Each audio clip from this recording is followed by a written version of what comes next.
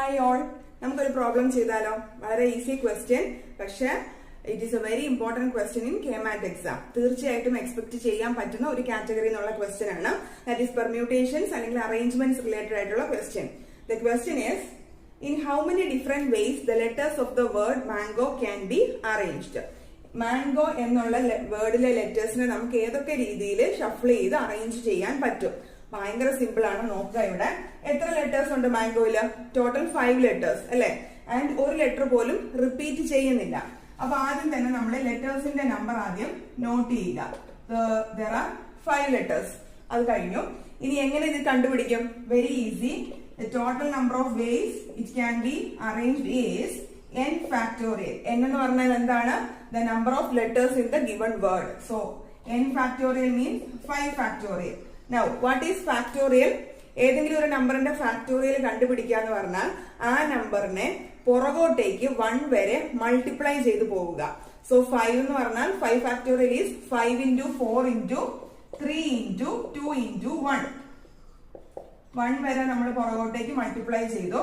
So what is the value? 5 into 4 is 20. 20 into 3 60. 60 into 2 120, which is the answer of total number of ways in which the letters of the word mango can be arranged. വളരെ simple അല്ലേ?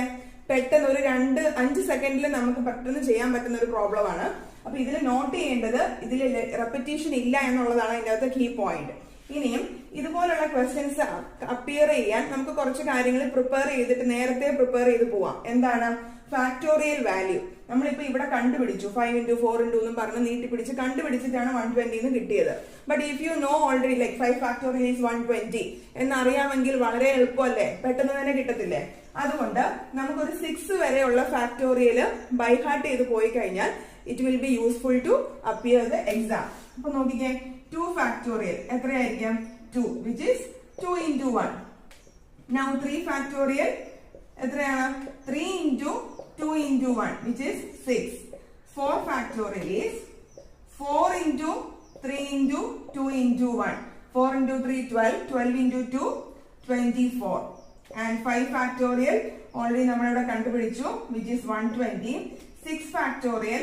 6 factorial if I write it as 6 into 5 factorial. Does it make any sense? Correct അല്ലേ? 5 factorial എന്ന് പറഞ്ഞാൽ 5 into 4 into 3 എന്ന് പറഞ്ഞു പോകും. അത് തന്നെയാണ് 6 into 5 factorial. So 6 into 5 factorial is 120. എത്രയാണ്?